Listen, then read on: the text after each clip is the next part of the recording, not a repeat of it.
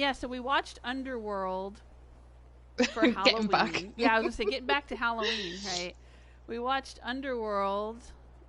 I would say that was specifically for Halloween. I watched Winchester earlier this month. It came out on Netflix. And that was pretty good. That was a nice, spooky kind of movie. Good for I'm Halloween gonna have to watch time. that one. Well, I've been to the Winchester house in San Jose. Now, is that the one that the Fallout 4 house is based on? Yes. In Nuka World? In Nuka right. World, there's the Grantchester Mystery Mansion. That's the one. And it's based on a combination of the Haunted Mansion from Disneyland, and the Winchester Mystery House in San Jose, both of which I've been to in person. Nice. So I wanted to see the Winchester movie because I was really fascinated with the Winchester house, and I thought the movie was good. It was fun. It was spooky. Yeah. I didn't think it was too terribly spooky because I don't like horror movies. You know this, and I don't play horror video games. No, I don't either. But you watch movies that even I wouldn't watch. I mean, you watch zombie movies and scary movies and stuff. I like all sorts of stuff, but I prefer, I love monster movies. Okay, so when you say monster, do you mean so Dracula? Do you mean Creature from the Black Lagoon? Do you mean yeah? I love all that. I love all my creature features. I love big monster movies. So your Godzilla, your kaiju. There's a crossover with action there. The Thing. The Thing is so good though. I've seen that one and I've seen it. Goodness. That's another one we just rewatched recently. We watched a couple weeks ago. That is so good. I think in every genre of horror, there are examples of, there are great examples of the genre and there are terrible examples. So, you could have space horror, for example, and you've got aliens in that. And I think Alien and Aliens are fantastic movies. Aliens is a lot more action than Alien and a lot less psychological horror. It's very cat and mouse, the first one, and the second one's a lot more gung-ho, kind of that. But then you've got something like Event Horizon, and oh my goodness, what's that one? Oh, it's got Sam Neill and Lawrence Fishburne in it. Don't watch it. That's not for people new to horror. Okay. I can do scary movies if it's spooky, if it's supernatural, and it involves a haunted house or a big the Amityville Horror, mansion. stuff like that. If it's a big Victorian house, I will watch it. In fact, I will go out of my way to watch any movie that's about a big spooky haunted house. I do like, I guess, what would you call that? Gothic? I mean, not goth in the sense of 90s goth, like Underworld and, The Crow and stuff like that. But gothic, classic literary gothic. Absolutely, yeah. Like your Mary Shelley, Frankenstein type thing. Oh, I love Frankenstein. See, I love Frankenstein. So I love any version of Frankenstein. I love Frankenstein. Have you seen the Kenneth Branagh version? I think I have. With Helena Bonham Carter. That movie makes me cry every single time I break my heart. For me, that isn't a horror movie. And the one that actually brought my husband and I together was The Bride with Sting and ooh, I've not seen that. We both loved that movie, and we were the only people we knew that had ever even seen that movie. And when we met, and we worked together, we met at work, but there was at some point we got into a conversation about movies and stuff, and it came up, and we were like, oh my gosh, you've seen that movie? Yes, I've seen that movie. You've seen that movie? Oh my gosh, I love that movie. And then we just kind of clicked over that movie. Yeah, it was Sting and Jennifer Beals, And it also had Clancy Brown, who's one of my favorite actors of all time. I love him and everything he's been in. He plays... I'm going to have to hunt him down now. The monster, the Frankenstein's monster. Yeah. And I think it had David Rappaport in it, who I also love. He's a great actor. It had Carrie Elwes, I think that's how you say his name, who was in Princess Bride. Yeah. I think he was in it. And it was a 1985 movie, and it was this really obscure title that, like I said, most people had never seen. So the fact that not only had he seen it, but he loved it, was like, ooh, you're interesting. Let me get to know you better. And then, here we are. But we always say, like, that was the movie that brought us together, because we both just love that movie so much. But yeah, if it's Victorian or kind of spooky, gothic, Frankenstein, Stonehearst Asylum was one that I really liked. I'm going to have to check that one out as well. It's called, I think in the UK, it's called Eliza Graves. Because it's got two different titles. When I went and looked it up... I hate when they do that. Yeah, it gets confusing. But Stonehearst Asylum, a.k.a. Eliza Graves, came out in 2014, and it's based on an Edgar Allan Poe short story. Loosely based on, but it's not so much that they're in a haunted house, but they're in an asylum, so things are going to get weird. And then I know it didn't do very well in the box office, but I kind of enjoyed Crimson Peak with Tom Hiddleston. I've not seen that. Because it was in a spooky Victorian house. So have you watched the American Horror Story Asylum type stuff? The TV series? No, I haven't. No. Is that... I didn't realize... I don't know. I'm just wondering what it'd be like. I don't know what that one's about. Oh, or what the show might be is worth about. a look then. I've seen The Haunting with Liam Neeson. I've watched that one actually 2 or 3 times. Is that the old one? Well, it's the comedy one. It's from 1999.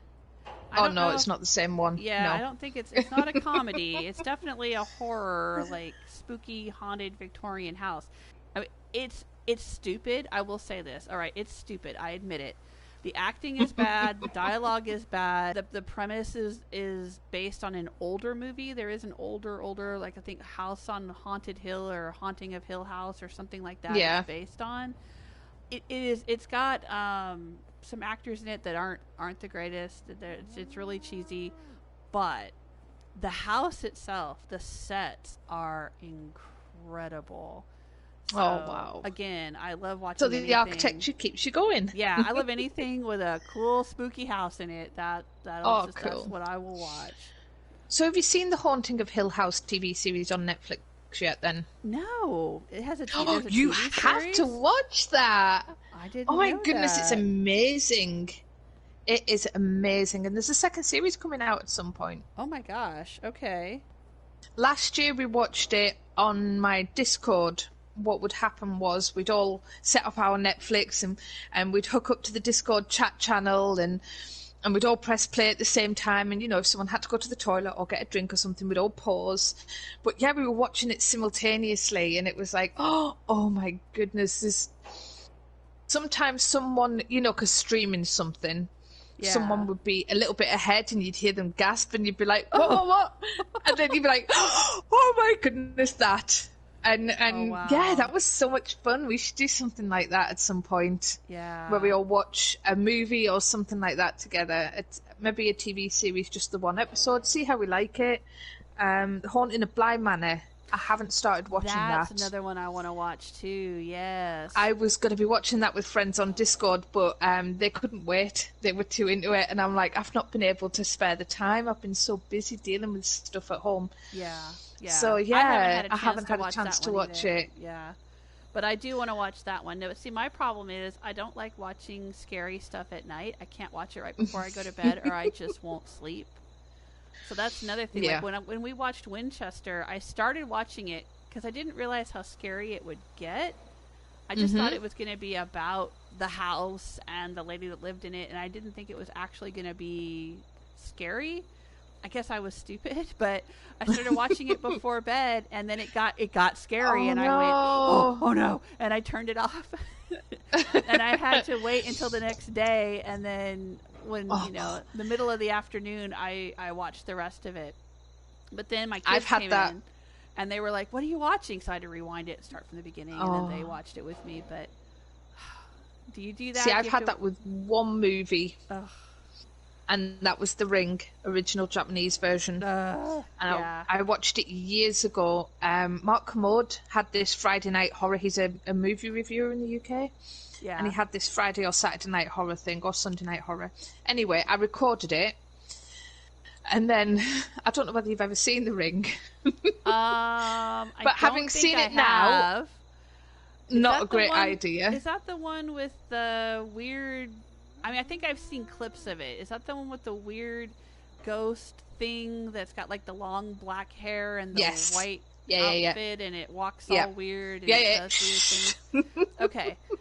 I've seen clips. But I haven't actually watched that movie, I don't think. So I couldn't watch it at night. No. No. So I No normal recorded person it. could. No normal person could. What do you... And the next day when my husband went to work, I watched it. Okay. And then I rewound the video and I started recording daytime TV over the top of it. Right. Because it had me so bad. So bad. Oh, and wow. I mean, I was like that with books as well. Because I read a lot. I don't read as much now as I used to. Yeah, me neither. But I would have so many horrors. And I'd be reading a horror until I got tired. And what I had to do was I had to close the book, have it face down, inside a drawer, and close the drawer. Just in case. Just mentally shut that out completely. Just to make sure nothing could get out of it, if that makes sense. Sure. Yeah. Oh. No, there was a movie, speaking of movies that would scare you. Did you ever see the movie Phantasm? No. It's an old... I remember seeing the cover of the video in a video shop. Yeah. I was a little kid. I did not see this movie until later when I was older. But my dad had watched it by himself in the middle of the night. My mom was asleep. He said, "This movie is great. You should watch it." Oh, no, he didn't. He did.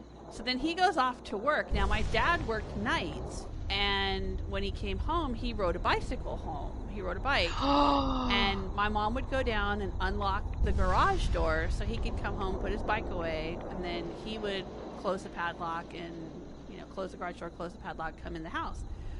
So he tells her, "You should watch this movie." He goes off to work. She watches the movie without me. I was in bed, apparently. I was a little kid. I'd gone to bed. It's like 9 o'clock at night. She's watching this movie. So then he says, okay, he calls her up from work. "I'm on my way home. Go out and unlock the garage for me." She says, "No. I am not setting foot out of this house. You come home. You get the key. You go out and unlock the garage and put your bike away. And I won't be sleeping tonight. Thank you very much." She was just like, no. And oh my, and the thing is, I only know this story because, of course, they talked about it the next day and they thought it was funny and they would tell their friends what happened and everything. And so, I heard the story as a kid. Yeah, it scared the dickens out of her. Oh my goodness. And I ended up watching it years later. And I honestly, I don't even remember what it was about now.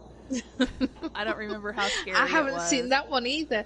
See, I say I'm a horror fan, and there's so many I haven't watched yet. I probably should. I'm thinking about rewatching it, though, just because I'm curious. Like, what was it that people found so scary in the 70s, Like, nowadays, we'd probably go, Is it still that scary? Yeah. Is it really that scary? Yeah. Right. Yeah. Oh, my goodness.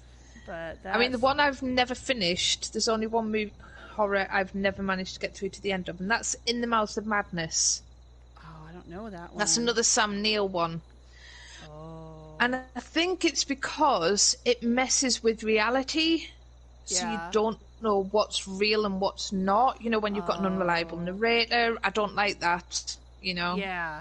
So that's the only one I've not ever finished. And like you, I need to go back and rewatch it and go, yeah, put that behind me now. That's done. In a weird way, I like Scream. Okay. I think Scream is it's a perfect model of a horror movie. Okay. Yeah, that is a classic. And I liked the rules. I like, if you do bad things, you're gonna get got. If you're the virgin's safe and the nerd's safe and this, that, and the rest. I like that. In Hellraiser, no one was safe. Do you know what I mean? Right. There were no rules. Right. Someone who wasn't even anything to do with it. This was one of the earliest representations that I remember watching, where, I'd seen Aliens and I'd seen the first Alien, and I know they were all accidentally involved. Right.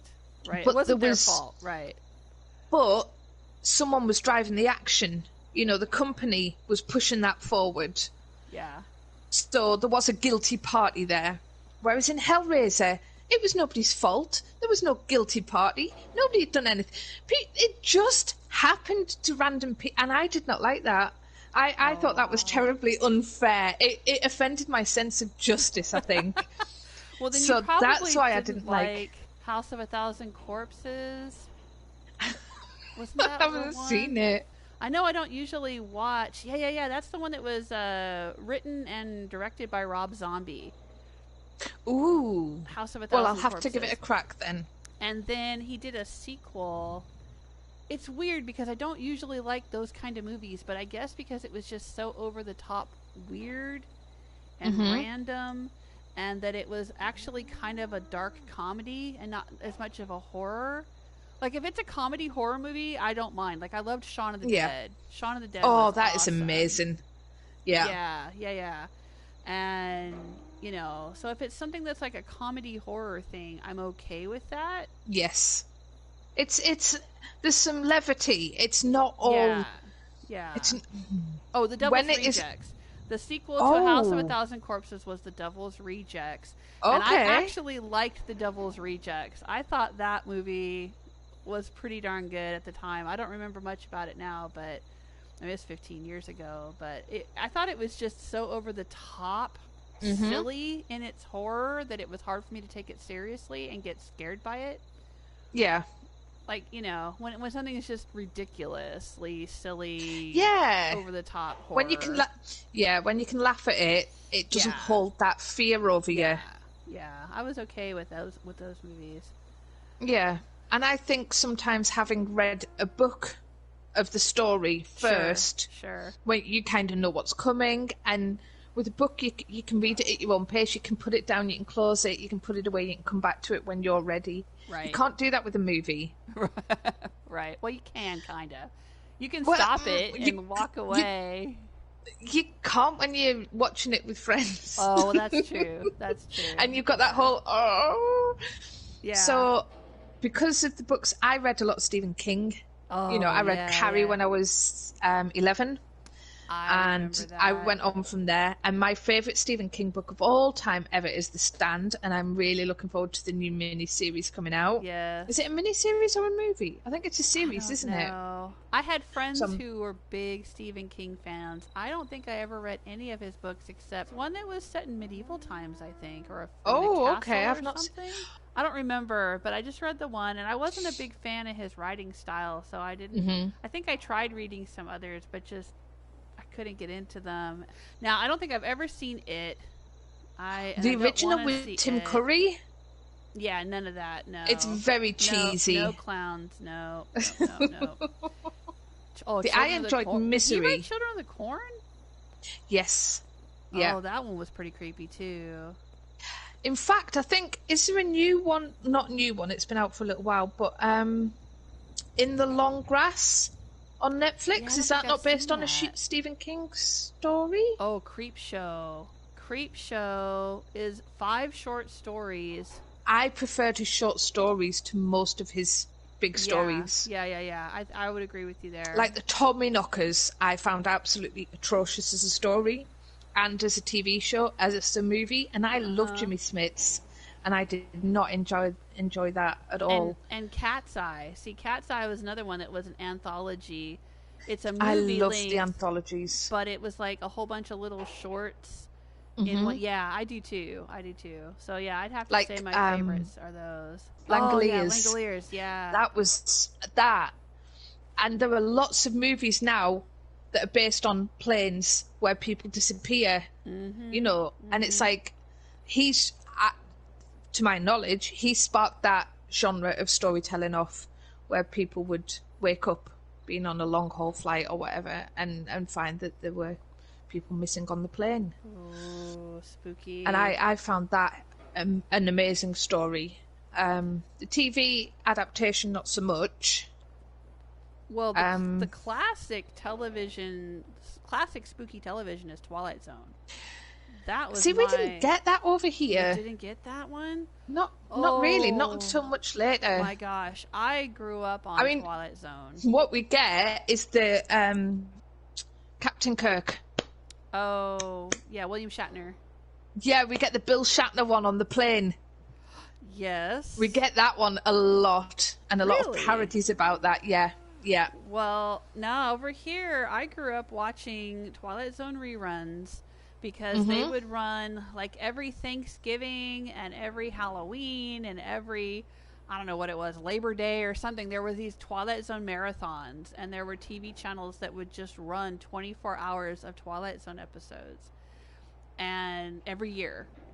And so every year, that was my favorite thing every year, was to sit and watch all the Twilight Zones that I could. I obsessed on it, and I think that it probably had the biggest influence in me wanting to become, or becoming a writer and a storyteller, was watching all those Twilight Zones, because Rod Serling perfectly combined spookiness, supernatural, with socio-political commentary and the human condition. He would do stories about death, about fascism, about loyalty, about love, about all this different stuff. I mean, it was amazing, the stories that he told, and it just blew my mind. It still does.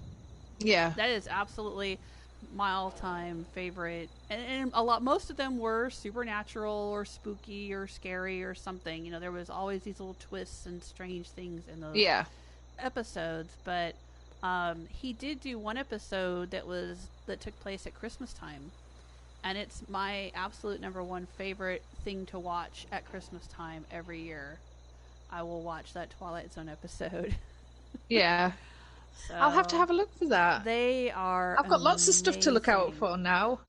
But I moved on from Stephen King, and I started reading a lot of Dean Koontz. Oh, yeah. And I actually enjoy him so much more than Stephen King. Like the full-length novels. Yeah. Because I find that he has, even when it seems supernatural, there tends to be a lot of science involved. Yeah. Telekinesis or cloning, or the big bad government, genetic manipulation, that kind of thing. So I think I went through a phase where I really wanted I wanted scary things to have a purpose, rather than just randomly happening. Sure. And poor unlucky people getting drawn into crazy stuff. At least this way, there was a science behind it. There was a reason. So yeah, I read a lot of Dean Koontz after I'd read every Stephen King I could find. Well, that's kind of the reason why my husband when he was a kid. My husband liked Scooby-Doo, because the early Scooby-Doos from I don't know how old they are, like the 60s or 70s. There's always an explanation for everything. Yeah. It's always, you pull off the mask and go, it's Old Man Smithers, and he would have got you kids too, And he got really upset when they rebooted Scooby-Doo later and made it all supernatural. It is all spooky, yeah. And he was like, and the ghosts are really ghosts, and the monsters are really monsters, and no. I think if you're going to watch Hanna-Barbera, there are much better examples of Hanna-Barbera cartoons than Scooby-Doo. I liked Captain Caveman. Captain Caveman! Caveman! Yes! Oh my gosh. Yeah. Yeah. Well, and then we were talking the other day about 90s movies. Yeah. I know we've mentioned several of them, you know, as we've been talking, but 90s movies. For some reason in the 90s, probably because goth was very popular in the US at that time, because that was back around the time that Vampire the Masquerade came out, and you know, and Anne Interview Rice with was Vampire. writing Interview with the Vampire. Anne Rice was writing her, you know, books and all of that stuff, but the whole witches and goth thing was super popular in the 90s, and there are so many movies that I love to watch this time of year. Hocus Pocus. Yep. That's a classic. 1993. Have you managed to track down a copy of The Craft yet? Yes. Good. We can get it on Amazon Prime. That was the other nice one. Right. You said you had watched The Craft with your girls. Yep. And I said it had been ages since I saw that movie. Because Fairuza Balk was in The Craft, and I loved Fairuza Balk. She is amazing. She's so good. And she was also in The Island of Dr. Moreau that came out in 1996. City of Lost Children was another one that I liked, but that wasn't a U.S. movie. I think that was a French movie. Okay. And it came out in 95, but I probably didn't see it until 96 because that's probably when it got to the U.S. I love that movie. If you haven't seen City of Lost Children, that one is not only kind of goth and spooky, it's also very steampunk. Okay, it's one of that those sounds kind like of movies fun. that, like, when people talk about steampunk, they'll often say, well, you gotta see City of Lost Children.